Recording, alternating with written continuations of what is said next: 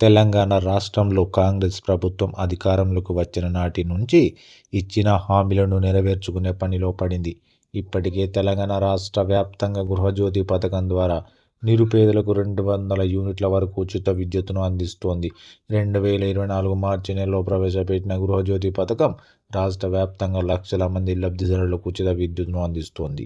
ఇక ఈ పథకంలో లబ్ధి పొందుతున్న లబ్ధిదారులు జీరో కరెంటు బిల్లును పొందుతున్నారు. అయితే ఉచిత కరెంటు ప్రయోజనాన్ని పొందుతున్న వారు కొన్ని ముఖ్యమైన విషయాలను తెలుసుకోవాలి.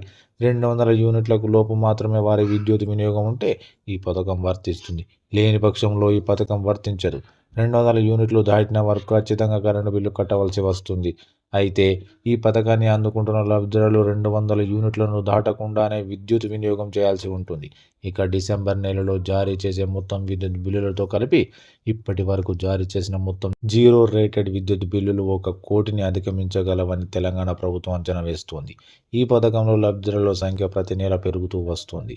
నవంబర్ నాటికి లబ్ధిదారుల సంఖ్య 20.71% పెరిగింది. ఇక గ్రేటర్ హైదరాబాద్లోనే 10.52 లక్షల మంది లబ్ధిదారులకు ఉచిత విద్యుత్ అందిస్తున్నట్లు విద్యుత్ అధికారులు చెబుతున్నారు.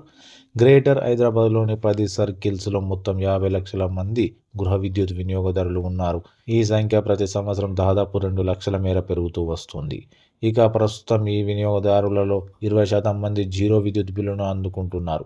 ఇదిలా ఉంటే గ్రేటర్ హైదరాబాద్లో బంజారాహిల్స్ సర్కిల్లో అతి తక్కువ సంఖ్యలో లబ్ధిదారులు ఉన్నారు. కేవలం 36,657 మంది మాత్రమే ఈ పథకం ద్వారా లబ్ధిని పొందుతున్నారు.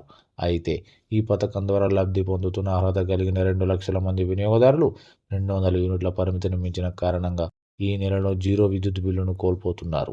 ఇక అటువంటి వినియోగదారులు ఈ పథకానికి అర్హత సాధించాలంటే ఈ పథకంలో కొనసాగాలంటే ఖచ్చితంగా తమ విద్యుత్ వినియోగాన్ని తగ్గించుకోవాలని అధికారులు సూచిస్తున్నారు.